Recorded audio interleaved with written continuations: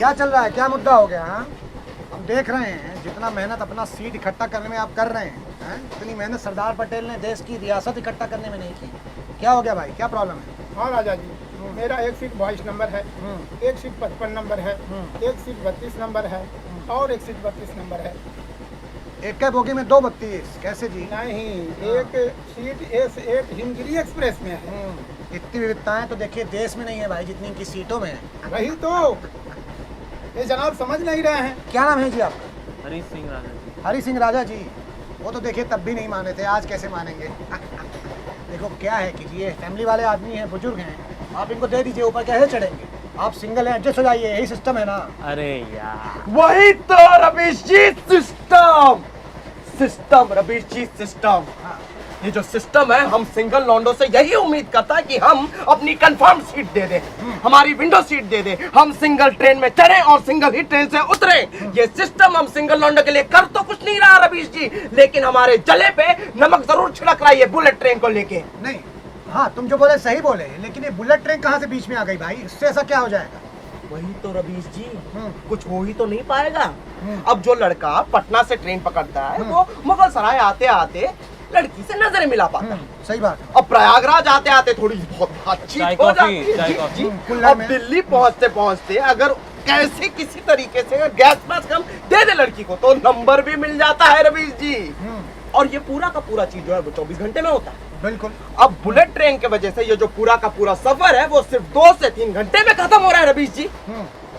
अब इतने कम समय में रवीश जी हम सिर्फ इतना पता कर सकते हैं कि लड़की की जात कौन सी है। जात पूछोगे? सुनो तो ये बताओ, ऑनर किलिंग से डरते हो तो प्यार क्यों करते हो भाई? देखिए रवीश जी, डरता तो मैं किसी के बाप से भी नहीं हूँ, बस किसी अपने बाप से फटती है हमारी, और कुछ नहीं। आप ही फटती होगी। हाँ फटती है। हाँ, ठीक। अब देखिए रवीश जी, इतना सब जो समस्या है, बोझ है, वो हम अपने कंधे पर लेके चल रहे हैं रवीश जी। और ऊपर से ये महाशय आके पूछते हैं कि सीट एक्सचेंज कर दीजिए, सीट एक्सचेंज कर दीजिए। ये एक्सेप्टेबल नहीं है रवीश जी, मैं कह रहा हूँ ये एक्सेप्टेबल। ट्रेन में चिल्लाओ नहीं। तुम्हारी समस्या क्या है, हमको समझाओ जरा। तुम्हारी समस्या, तुम्हारे पिताजी हैं, बुलेट ट्रेन है, सिस्टम है, कि ऐसे बकैती करते रहते हो? रवीश जी, बात ऐसी है कि हमें ना ये क्या ये सफाई वाले फॉर्म ना भरवाने होते हैं, तो बस ऐसे हल्ला उल्ला करके फॉर्म बांट देते हैं। आप भी भरिए रवीश जी, अपना PNR यहाँ डालिए। सीट नंबर क्या है आपका रवीश जी? तुम पैसेंजर नहीं हो, स्टाफ हो क्या? हाँ ना रवीश जी, ये देखिए। और तुम्हारा ये दोस्त ये भी स्टाफ है? हम भी स्टाफ है, हैंड टॉवल बांटते हैं। गजब बकैती चल रही है भाई। सुनो, चलो जूम करो, दिखाओ इनको, कैमरा में दिखाओ, जूम करो। सुनो, पोज मत दो, अवार्ड नहीं मिलने वाला है, तुम्हारा कंप्लेन होगा मिनिस्ट्री में, रेलवे मिनिस्ट्री में, समझे? सुनो, रुको, कहाँ बगली? रवीश जी कैसी बातें कर रहे हो रवीश? तो देखा आपने, देश का भी यही हाल है। ऐसे हमारे देश में कई नेता पहले तो खुद ही समस्या की पटरी बिछाते हैं और उस पे फिर चुनाव की ट्रेन चला देते हैं। समझ रहे हैं अंकल? मिल गया सीट ना, भाग गए दोनों। चलिए, जहाँ सोना है सो जाइए। वाराणसी आ गया था, सबने अपनी अपनी सूखा आलू, जीरा आलू, भुजिया आलू, मटर आलू, गोभी आलू की सब्जियां खोल ली थी। भारतीय रेल में आलू आपको आयुष्मान खुराना की फिल्मों से ज्यादा वेरिएशन दे देता है। थोड़ा आगे बढ़ा तो कुमार सानू की मधुर आवाज मेरे कानों में पड़ी। ये आवाज बिल्कुल वैसे ही लुभा रही थी जैसे खिलता गुलाब, जैसे शायर का ख्वाब, जैसे पहली किरण, जैसे भाई साहब, आप देख नहीं रहे हैं कि इतना बढ़िया बज रहा है, तो बीच में आप ये सब लेकर काम बज रहे हैं भाई? काफी बढ़िया माहौल बना के बैठे हैं आप लोग भाई। हाँ, यंग एट 50। तो आपका ये जो कारवां है, ये कौन से तीरथ में जा रहा है? अरे आप बिल्कुल स्टीरियोटाइप कर दिए हैं राजा जी। तीरथ वीरथ नहीं जा रहे हैं हम लोग, हमारा कॉलेज का गोवा प्लान अधूरा रह गया था, वो पूरा करने जा रहे हैं। वाह जी, आपकी जवानी तो जवानी है, हमारी जवानी तो खाली फना हो रही है जी। वाह जी, आप तो रिमोट दबा के गाना बदल दिए हैं। ये आप एक ग्रुप के डीजे हैं। आप तो काफी पुराने और अच्छे गाने बजा रहे हैं भाई। आपका रेडियो भी काफी चमचमा रहा है। क्या है इसमें? अरे इसमें मोहम्मद रफ़ी, किशोर कुमार, हेमंत जी, मुकेश, लता ताई, आशा ताई, इन सबका सुनहरा सुनहरा गाना भरा हुआ है, तो चमचमाएगा ही ना। ये है सारेगामा कारवान, इसमें आप गाना कभी भी सुन सकते हैं बिना इंटरनेट और एडवर्टाइजमेंट के। बहुत बढ़िया भाई। ये हमारे वक्त पे होता तो हम भी बरखा को लुभाने के लिए बजाते, है ना? चैनल में रोक तो लेते कम से कम। चली गई, बताइए। चलिए मजे कीजिए। अब मैं आपको बता दूं कि आप लोग गोवा जाने के पहले ही लगता है नशा में आ गए हैं, क्योंकि ये ट्रेन जो है वो दिल्ली जा रही है, गोवा नहीं, समझे? का? अरे गलत टिकट बुक करा दिया क्या? अरे बाप रे, ट्रेन घुमाओ। अरे गलत ट्रेन में तो नहीं चल रहे हम लोग। चलो, अरे सामान ला बेटो, सामान ला बेटो। रुको, अरे ट्रेन प्लेटफार्म छोड़ चुकी थी और मैं स्वच्छ भारत पाने की उम्मीद, क्योंकि मेरे सामने बैठे एक महाशय मूंगफली खा के ट्रेन में ही फेंक रहे थे। क्या जी नमस्कार दुशासन, हाँ? स्वच्छ भारत अभियान का चीरण कर रहे हो, ये क्या फैला रखा है नीचे? हाँ? कर दी ना मिलेनियल वाला बात राजा जी। हम तो रेलगाड़ी का फ्रेगनेंस ठीक कर रहे थे। कैसे जी? नहीं समझे? अब देखिए यहाँ सड़ा मौजा का बदबू, बाथरूम के पास बैठे हैं उसका बदबू, जो रेल में जो राजनीतिक बहस चल रहा है उसका बदबू। तो आप ये बताइए कि 24 घंटा का सफर हम कैसे काटेंगे हैं? तो ये मूंगफली जो है ना, इसमें प्राकृतिक लाभ है, और इसको ऐसा रगड़िए, ऐसा खचखचाइए, और पूरा जो रेल है उसमें मार सौंधा सौंधा खुशबू फैल जाता है। आई ना आपको खुशबू? आई ना? आप तो पत्रकार आदमी हैं, सूंघने का अधिकार तो आपको संविधान दिया है। अच्छा हुआ सुनने का अधिकार बोल के आप पत्रकार बोले, कुत्ता नहीं जी। अरे ऐसा नहीं है, हमको भी पता है कि असली पत्रकार और कुत्ता में क्या फर्क है। हम भी थोड़ा टीवी देखे हैं राजा जी। चलो गुरु, कोई बात नहीं, अच्छा है, देखते रहो। लो पथगामिनी अपनी फुल स्पीड पर थी। हिलती ट्रेन में चलने वाला हर इंसान शराबी लग रहा था। तभी ट्रेन आउटर में रुक गई।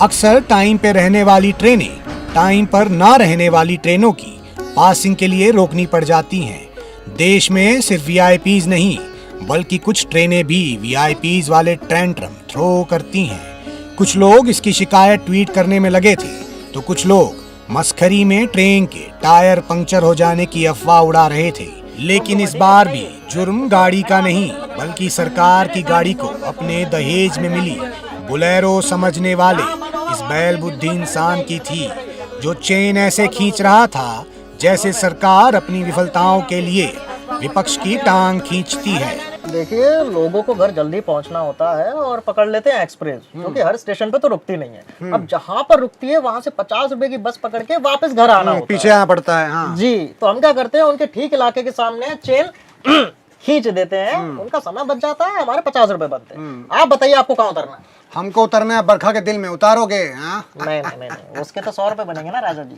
वो छोड़ो, हमारी छोड़ो, ये बताओ कि इतना बड़ा जो क्राइम करते हो, कल को अगर कोई टीटी देख लिया तो तुम्हारा चूतड़ और तुम्हारा हाथ दोनों तोड़ देगा। फिर ट्रेन का चेन छोड़ो, अपना पैंट का चेन नहीं खींच पाओगे। अरे छोड़िए राजा जी, टीटी क्या उखाड़ पाएंगे?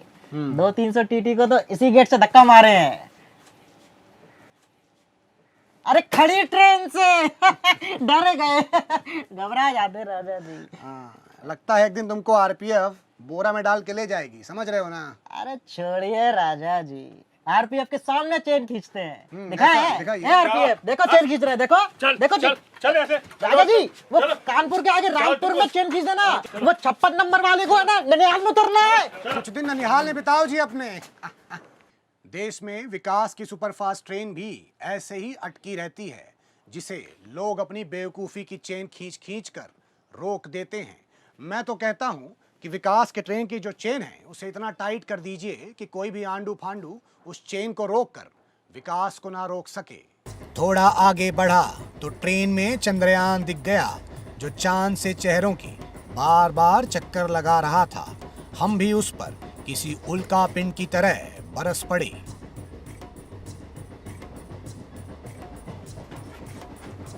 क्या जी लल्ला, तब से देख रहे हैं? हाँ? वो वाला बाथरूम जब पास पड़ता है, यहाँ लंबा घूम के काहे जा रहे हो? हाँ? कौन लॉन्च किया है तुमको जो लैंड नहीं हो पा रहे हो? नाम क्या है तुम्हारा? राजा जी, वो राजा जी हमारा नाम है भाई, तुम्हारा नाम क्या है?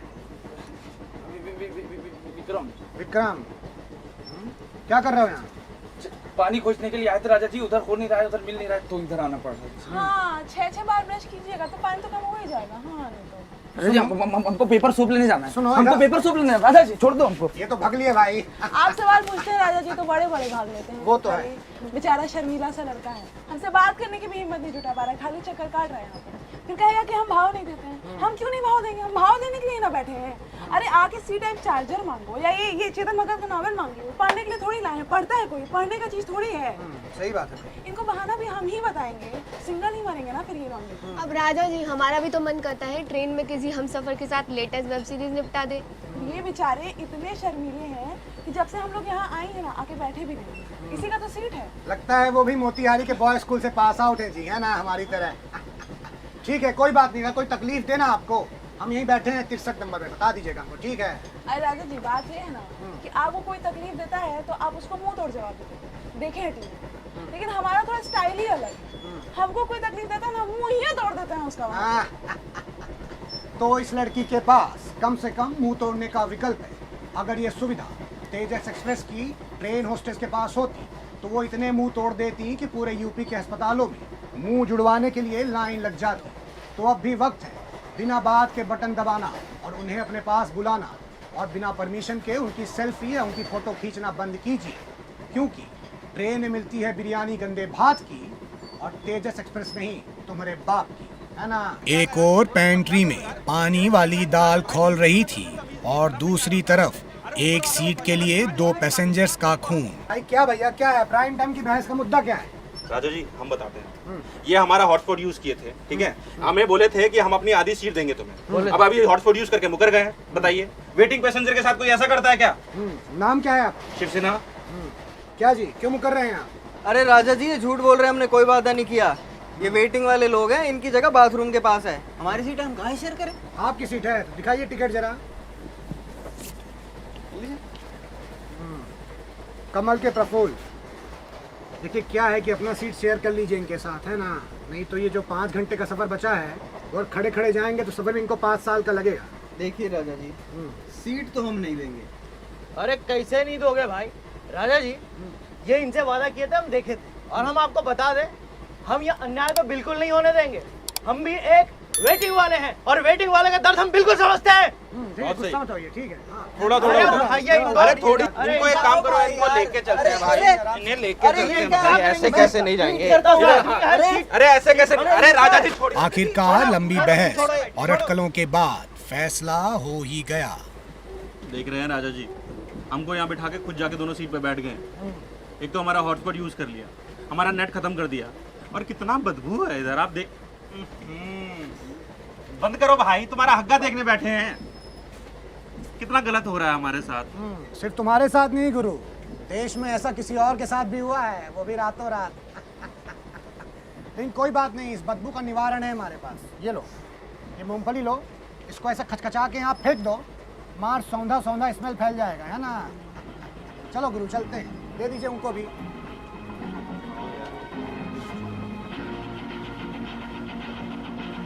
अब दिल्ली दूर नहीं था, सफर बस खत्म होने को ही था। कुछ लोग अपना सामान बांध रहे थे तो कुछ लोग अपना पेपर, हम भी कुछ बांध लिए थे।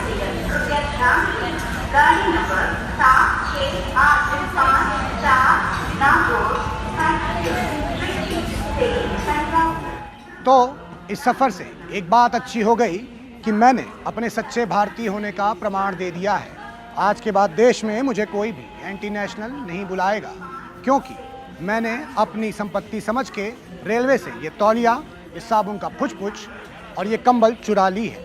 तो मिलूंगा आपसे अगली बार, तब तक नमस्कार। मैं राजा रवि कुमार।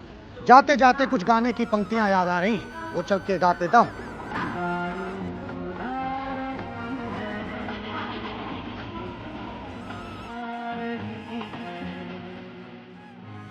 क्या रिपोर्ट थी यार। कैसी लगी आपको ये वीडियो? कमेंट्स में बताओ, और ऐसी और वीडियोस देखने के लिए सब्सक्राइब करो।